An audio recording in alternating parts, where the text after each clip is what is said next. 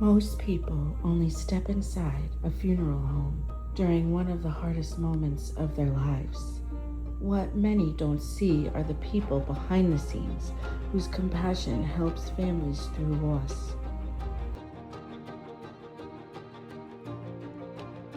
This is their story. My name's Carl Horn. I'm a funeral director.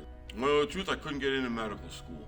I was dating a girl that was babysitting for the local funeral director, and he said I would be good at it. And I went out one Saturday morning, helped him out, and there happened to be, by fortune, a mortuary school nearby where I lived.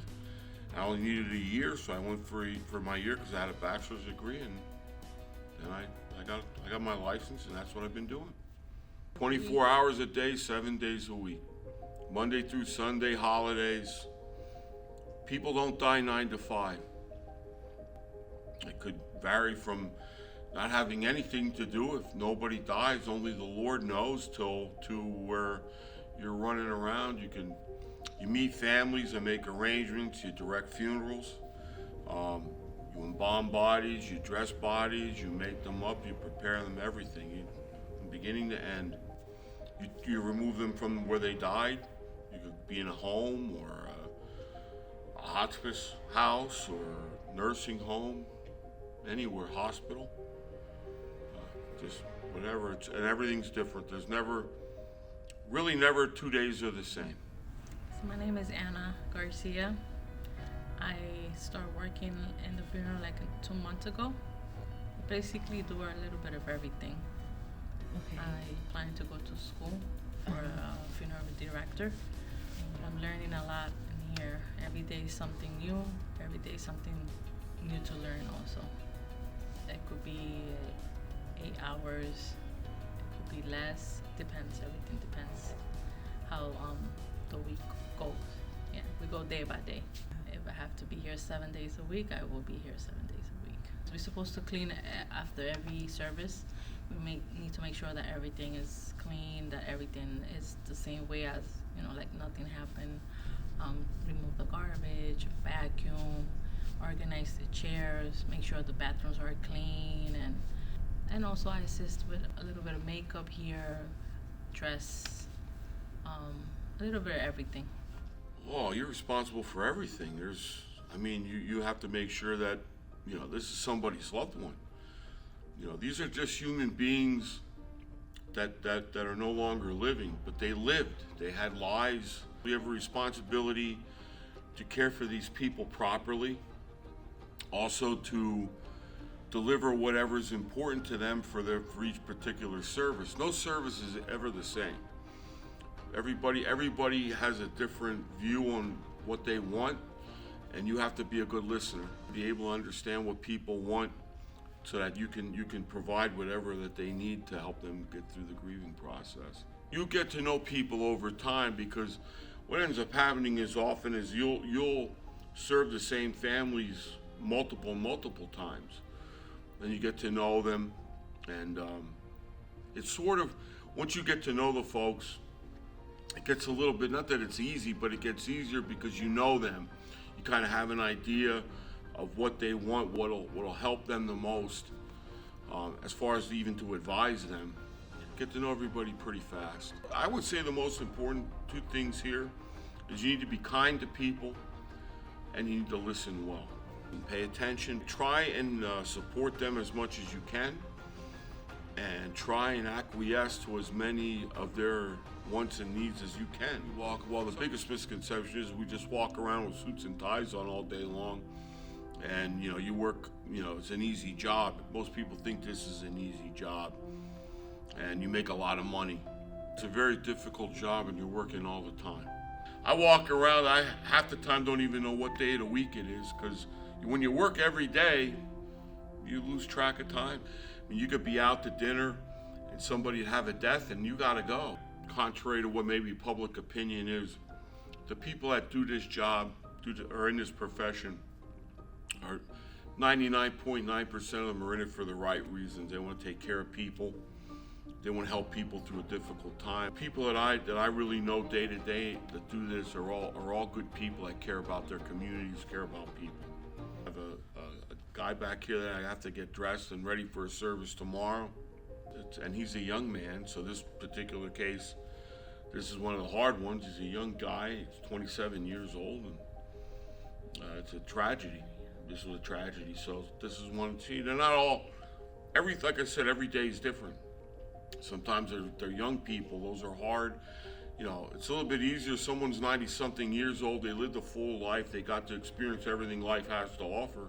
It's when people are robbed from living that make it tough. COVID was terrible.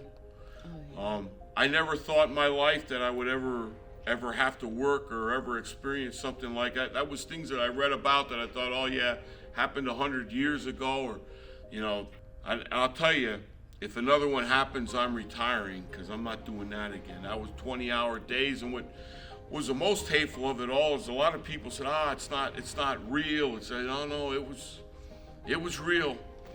I was in those refrigerated trucks, and to me, the lunacy was, oh, they're not dying from COVID. They're dying from, well, if they ain't dying from COVID, then we don't know what they're dying from, because we're at the permit mark for New York City where we were in 2020 in May, over 60,000 permits, burial permits from New York City. The whole year of 2019, we only did 53,000. So we were already 7,000 over, and it was only the end, it wasn't even the end of May. So now these people are dying. Well, if they ain't dying from COVID, something's killing them. Because I know I'm picking them up.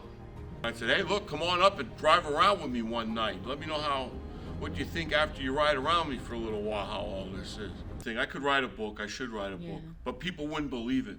They would say, he's making this, but how do you make all this stuff up? I like to play video games, watch sports, go up the Elks Club, have a few beers with the guys. Just like a normal person. I'm no different than anybody else. Yeah, that's what I do. I have a good time in my area back there. I have a TV and video. I have a video game setup. Because you have to, when there's nothing going on, you gotta unwind, you gotta clear your mind. And then when duty calls, you gotta be ready. There's not enough people getting into this. The young people don't want to do this job. They don't want to come into this occupation, this profession, because the money isn't what they think it's going to be, and the job itself isn't what they think it's going to be, because it's a very, very demanding job.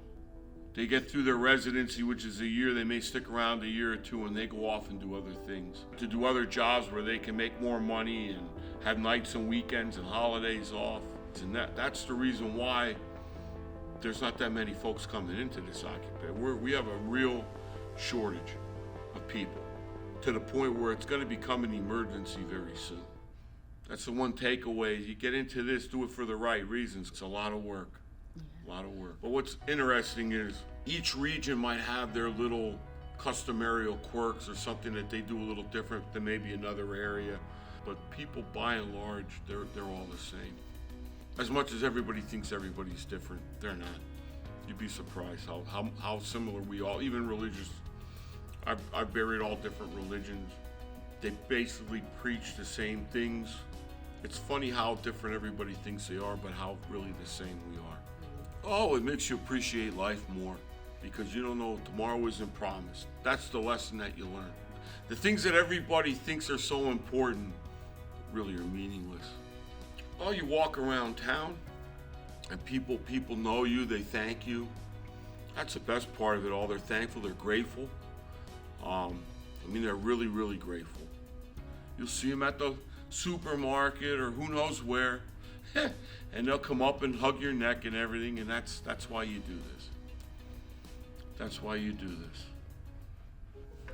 I have seen a lot of people, a lot of pain, go through a lot of pain every day, and it's tough. And this make me feel good, because at least this is the last time the family member are gonna see this, family members, and they're not suffering no more.